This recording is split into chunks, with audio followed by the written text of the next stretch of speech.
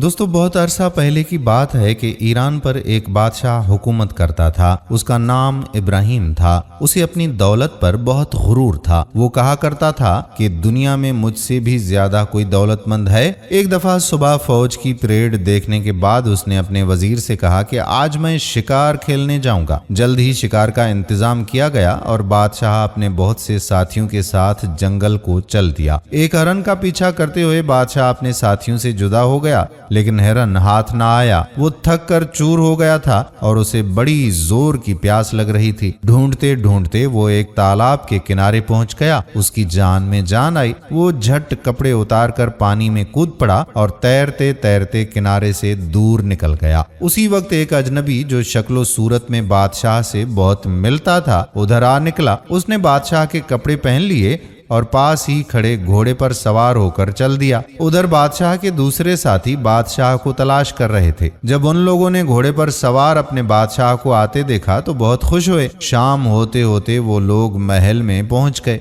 उधर बादशाह जब नहा चुका तो उसने देखा कि उसके कपड़े और घोड़ा गायब है। इधर उधर तलाश करने के बावजूद घोड़ा कहीं ना मिला तो वो बहुत घबराया। काफी देर सोचने के बाद उसे ख्याल आया कि पास ही उसका एक सरदार रहता है। मैं उसके पास जाऊं और उससे घोड़ा लेकर महल में जाऊं और पता लगाऊं कि किसने मेरा घोड़ा और कपड़े चुराने की हिम्मत की है। जब वो सरदार के किले के पास पहुंचा तो शाम हो गई थी। उसने दरवाजा खटखटाया। पहरेदार ने फाटक खोलने से पहले पूछा कि कौन? फाटक खोलो, बादशाह ने चिल्लाकर कहा। फाटक खुला। पहरेदार ने एक नंगे आदमी को देखकर हैरानी से पूछा कि कौन है तू और कहां से आया है? बादशाह को बहुत गुस्सा आया। उसने कहा कि तुम मुझे नहीं पहचानते, मैं बादशाह इब्राहिम हूँ। अपने मालिक से जाकर कहो कि बादशाह ने एक घोड़ा और कपड़े मांगे हैं। बदमाश पहरेदार ने डांट कर कहा कि अभी अभी तो मेरे मालिक बादशाह के साथ शिकार खेलकर लौटे हैं।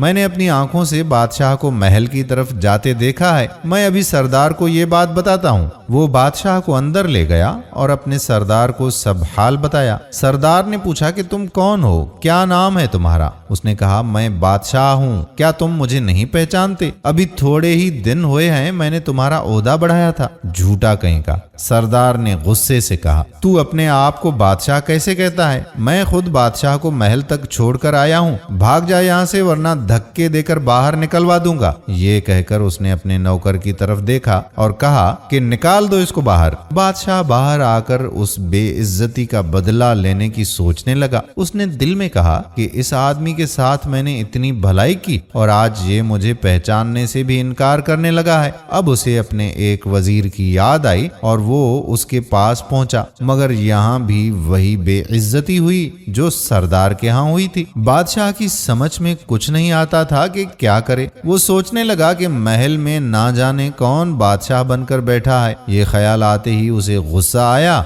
और वो महल की तरफ चल दिया। महल पर खड़े पहरेदार ने उसे रोका। बादशाह ने कहा कि तुम मुझे नहीं पहचानते, मैं तुम्हारा बादशाह हूँ। अगर तुम्हें यकीन ना हो तो ये अंगूठी ले जाकर हमारी बेगम को दे दो और कहो कि हमारे लिए बादशाही लिबास भेज दो। पहरेदार ने डांट कर कहा कि तुम पागल हो गए हो क्या? इस वक्त बादशाह खुद बेगम के साथ बैठे हैं। खैर मैं तुम्हारी बात मान लेता हूँ, लेकिन जो कुछ हुआ उसके जिम्मेदार तुम खुद होगे। ये कहकर पहरेदार महल के अंदर चला गया। पहरेदार ने महल में जाकर बेगम को अंगूठी देकर सारा हाल सुना दिया। बेगम पहले तो चौंकी, लेकिन इतने में उस अजनबी ने कहा कि शिकार के वक्त मेरी अंगूठी गिर गई थी, जाओ उस आदमी को ले आओ। पहरेदार बादशाह को अंदर ले गया। खुद उसकी बेगम भी उसे ना पहचान सकी, लेकिन उसके दिल में शक जरूर हुआ। बादशाह ने हिम्मत करके पूछा कि तुम मुझे नहीं पहचानती? मैं तुम्हारा खावंद हूँ। बेगम ने बात काट कर नौकरों को हुक्म दिया कि इसको धक्के देकर बाहर निकाल दो। बेचारा बादशाह धक्के देकर बाहर निकाल दिया गया। वो तड़प उठा।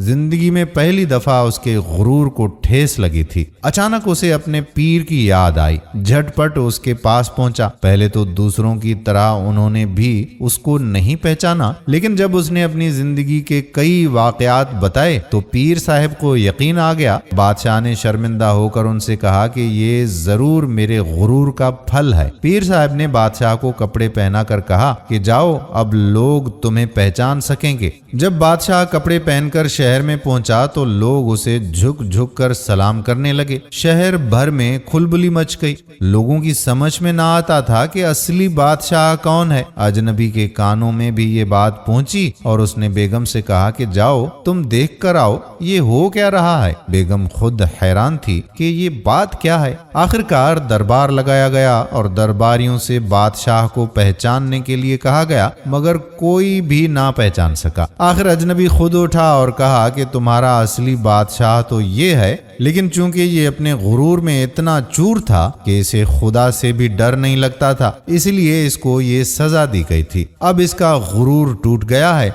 अब मैं खुद इसे गद्दी पर बिठाता हूँ। और इतना कहकर अजनबी महल से चला गया। तो दोस्तों, जो लोग गुरूर और तकब्बुर करते हैं, अल्लाह ताला उनको ऐसे भी जलालत में मुब्तला करता है। अल्लाह से दुआ है कि अल्लाह करीम हमें सीधे रास्ते पर चलने की तौफीक अता फरमाए, आमीन। दोस्तों, वीडियो पसंद आई हो तो शेयर जरूर कीजिए। आने वाली वीडियो तक अपने मेजबान कादिर बख्श कल्होड़ो को इजाजत दीजिए। अल्लाह हाफिज।